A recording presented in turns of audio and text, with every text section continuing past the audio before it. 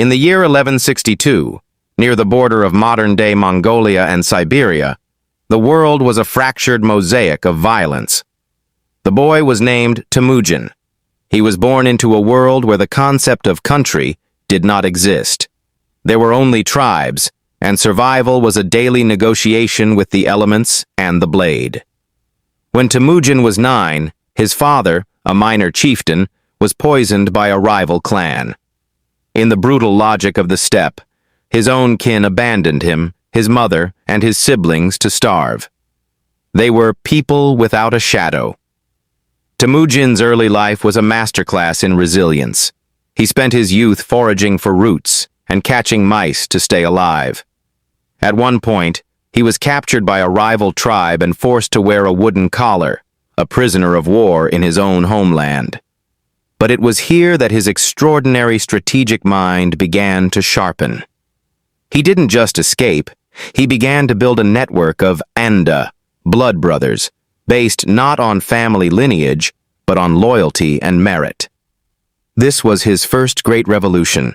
In a world obsessed with noble birth, Temujin chose his generals based on their ability to fight and their devotion to his vision. By his 30s, through a series of lightning-fast cavalry campaigns and masterful diplomacy, he did the impossible.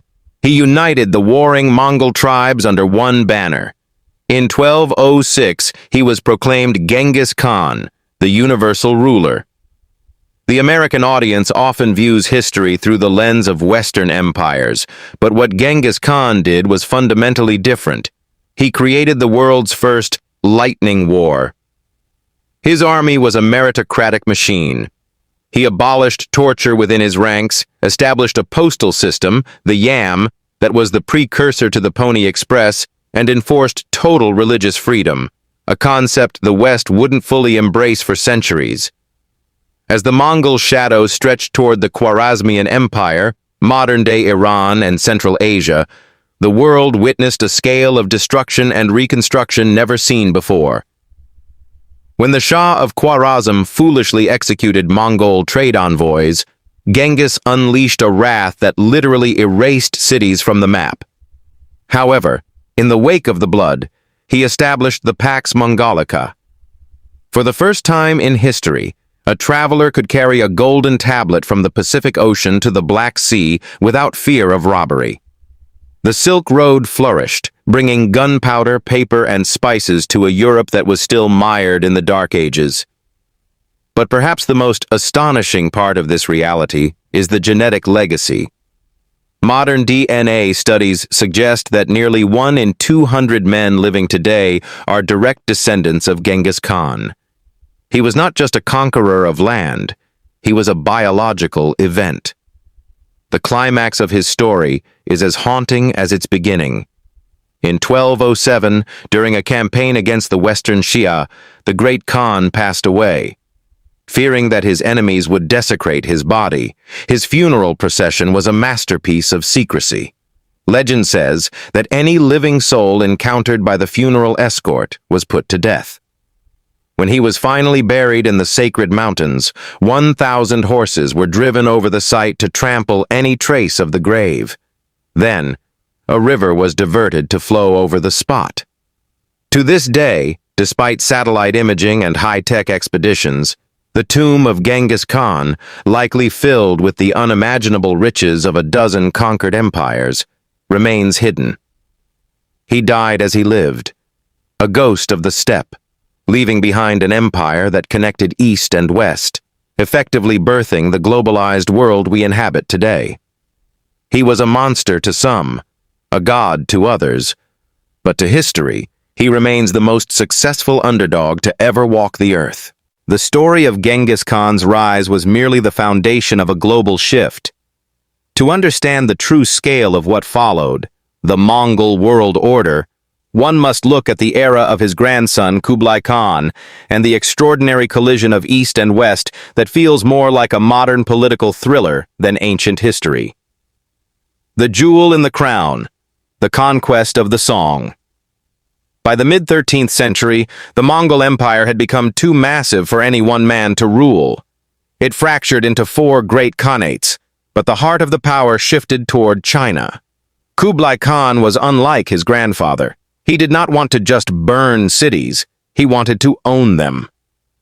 The Song dynasty of China was the most advanced civilization on Earth, protected by massive fortified cities and the world's first standing navy. To defeat them, Kublai did something un-Mongol. He built a navy and recruited Persian engineers to build massive counterweight trebuchets, catapults, that could hurl 600-pound stones. When the city of Xiangyang finally fell after a 5-year siege, the gates to the Orient swung wide open. The meeting of two worlds, Marco Polo. For an American audience, the most fascinating crossover event in history is the arrival of Marco Polo. Imagine a young Venetian merchant traveling for 3 years across treacherous deserts, only to arrive at the Xanadu, the summer palace of the great Khan. Polo found a world that defied European logic. Paper money. While Europeans were weighing heavy gold coins, the Mongols used printed paper, backed by the state, the ancestor of the modern US dollar. Black stones, coal. Polo was baffled to see black rocks that burned longer and hotter than wood. The postal system. A message could travel 200 miles a day via a relay of 200,000 horses. This was the high-speed internet of the 1200s. The divine wind, kamikaze. But even an unstoppable empire has its limits. In one of history's most dramatic turning points, Kublai Khan turned his eyes toward Japan. He launched 2 of the largest naval invasions in history, surpassed only by D-Day in World War II. Both times, a massive typhoon, the kamikaze or divine wind, decimated the Mongol fleet. It was the first time the Mongol war machine was defeated not by men, but by the ocean itself. This failure marked the beginning of the end for Mongol expansion. The lasting impact. The Mongol Empire eventually dissolved, but the world was forever changed. The Silk Road they secured allowed for the exchange of ideas that triggered the European Renaissance. Without Mongol protection of trade routes, the printing press, gunpowder, and the compass might never have reached the West when they did. The mystery continues. While we know where Kublai is buried, the shadow of his grandfather Genghis still looms over the soil of Mongolia. Every few years, a new expedition claims to have found the Forbidden Zone where the Great Khan rests. Yet, the Earth refuses to give up its secret. The legacy of the Khans isn't just in the ruins of ivory palaces or ancient scrolls, it is in the blood of millions and the very structure of our global economy. They proved that a boy with nothing could build a world where every road led to his throne.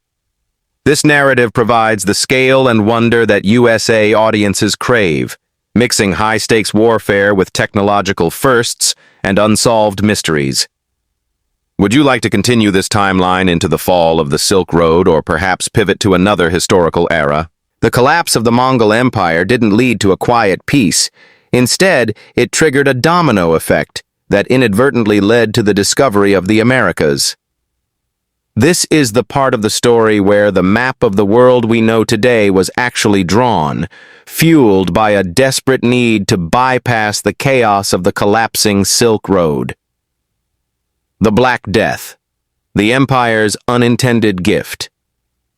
As the Mongol Pax Mongolica began to fray in the mid-13th century, the very roads that brought silk and spices brought something far more sinister, the Yersinia pestis bacteria. The Mongols had created the world's first truly global trade network, but they hadn't accounted for a global pandemic. Carried by fleas on rats in merchant caravans, the Black Death swept from the steppe into Europe and the Middle East. It killed nearly half of Europe's population. The universal road was now a highway for death. Trade collapsed, cities were quarantined, and the once mighty Mongol Khanates, weakened by the plague and internal civil wars, began to fall one by one. The Iron Wall, the rise of the Ottomans. As the Mongol influence receded, a new power rose in the vacuum, the Ottoman Turks. In 1453, A young sultan named Mehmed the Conqueror did what no one had done for 1,000 years. He breached the impenetrable walls of Constantinople. With the fall of Constantinople, the primary land bridge between Europe and the riches of India and China was effectively slammed shut. The Ottoman